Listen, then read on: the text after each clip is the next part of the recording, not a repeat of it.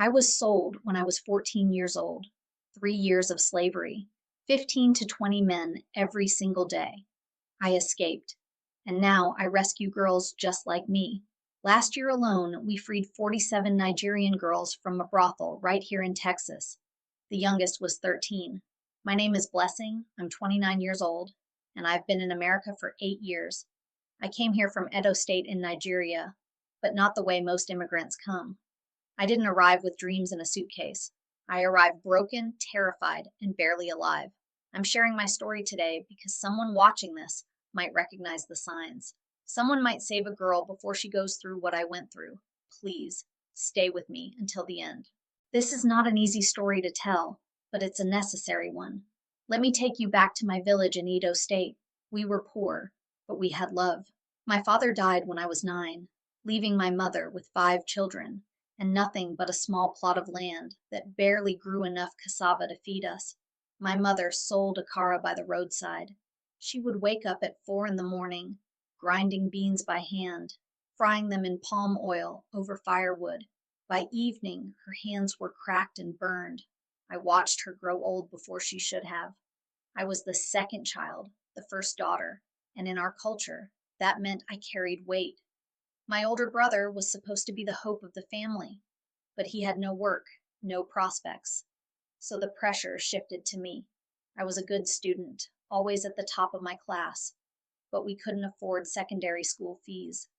Every term, I would be sent home, sitting under the mango tree while my classmates learned.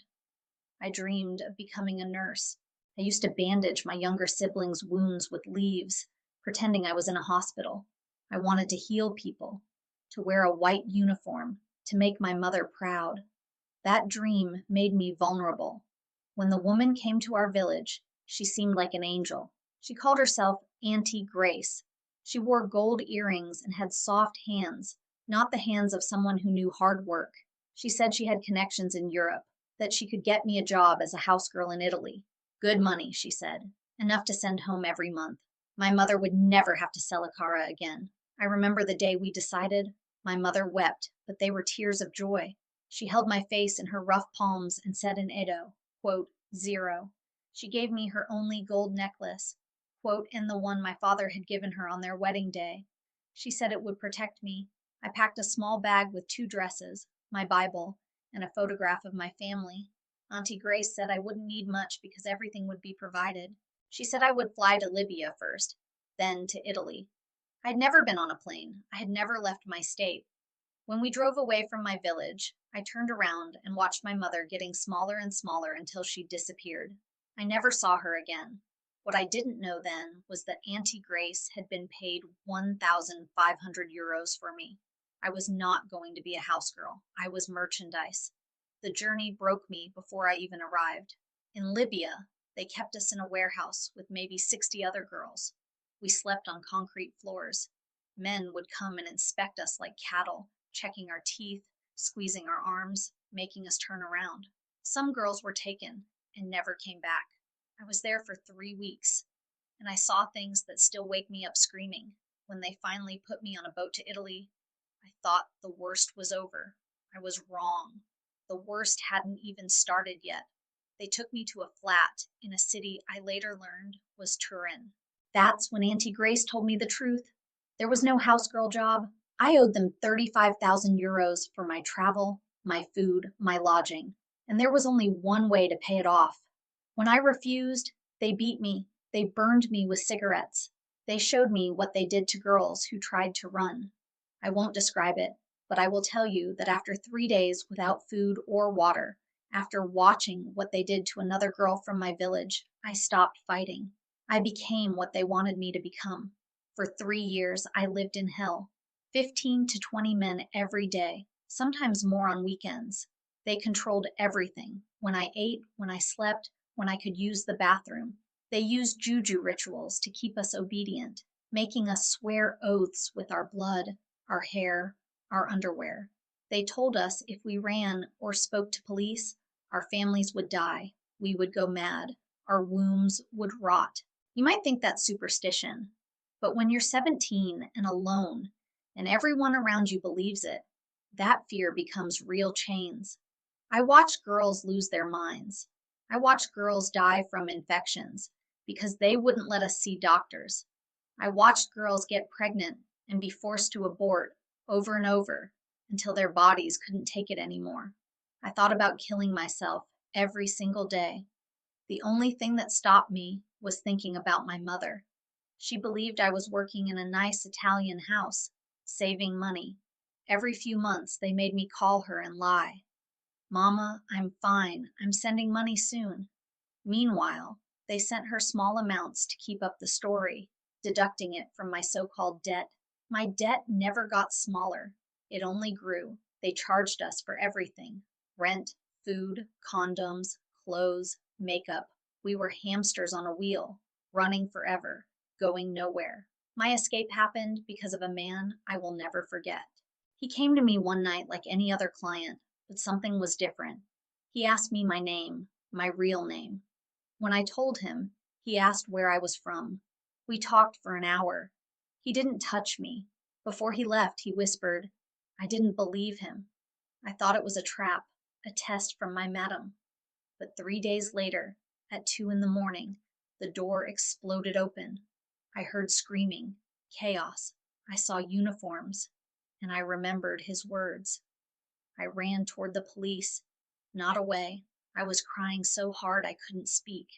A female officer wrapped a blanket around me and said in English, quote, 3, it wasn't over, not really, but it was the beginning of my new life. They took me to a shelter in Rome where I spent 2 years healing. I had nightmares every night. I couldn't let anyone touch me without flinching. I flinched at loud noises, at men's voices, at the smell of certain colognes. They gave me therapy, taught me Italian, helped me understand that what happened wasn't my fault. I met other survivors there, women from Nigeria, Ghana, Cameroon, women whose stories were just like mine. We became sisters in a way that blood couldn't make. The Italian government granted me a special visa for trafficking victims, and when they asked if I wanted to be resettled, I chose America.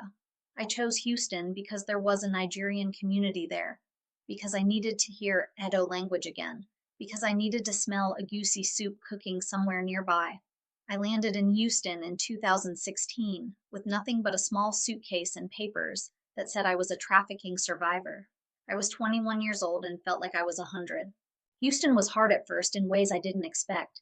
The Nigerian community here is beautiful and welcoming, but it also loves to ask questions.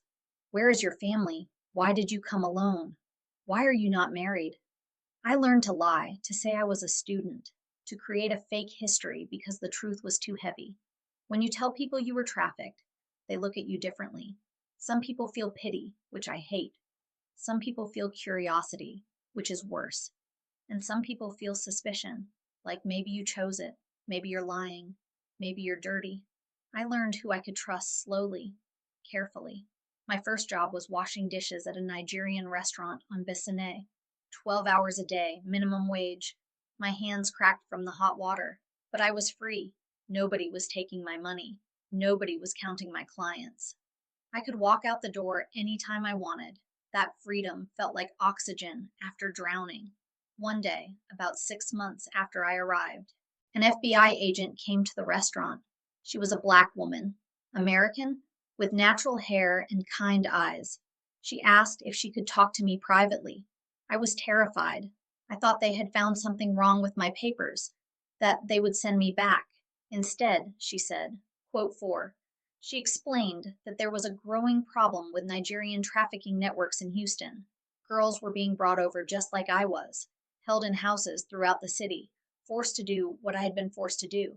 They needed someone who understood the culture, who spoke the languages, who could recognize the signs. They needed someone like me. I said yes without hesitation. This was my purpose. This was why I had survived. I started as an interpreter and cultural consultant. When they rescued girls, I was the one who talked to them first because they wouldn't trust American officers. I spoke to them in Edo, in Pidgin, in Yoruba. I told them my story. I showed them my scars. I said, I know what you're feeling. I know you're scared. I know about the juju oath, but I'm alive. I'm free, and you can be too. The first girl I helped rescue was 16. Her name was Ada. She had been in a house in Third Ward for 8 months. When we found her, she weighed barely 90 pounds. She wouldn't speak, wouldn't eat, wouldn't look anyone in the eye. I sat with her for hours in the hospital, just holding her hand. After 3 days, she finally whispered, I told her, Ada is in college now, studying accounting. She texts me every Sunday. Last Christmas, she sent me a photo of her first report card with straight A's. The raid last year was the biggest one I've been part of. 47 girls in one operation. They were kept in a house in southwest Houston, a regular suburban house with a nice lawn and Christmas lights. The neighbors had no idea. The youngest was 13, brought over 3 months earlier with promises of a music career in America. When we entered that house, the smell hit me first. It's a smell I will never forget, a smell I knew from my own years of captivity, fear, desperation, and stolen innocence. Some of the girls screamed. Some went silent. One girl, maybe 15, grabbed a knife and tried to fight us. She thought we were new traffickers. I had to get in front of the officers. Hands up, speaking Edo, saying, Sister, we're here to help. I was like you. Look at me. I was like you. She dropped the knife and collapsed into my arms. You want to know what I've gained and what I've lost? I've gained purpose. I know why I'm alive. Every girl I help rescue, every trafficker we put in prison, every family we reunite makes my suffering mean something. I've gained strength I didn't know I had. I've gained a community of survivors who understand me without words. I've gained faith, not in juju or in fear, but in a God who walks with broken people. But I've lost things too. I've lost my innocence, obviously.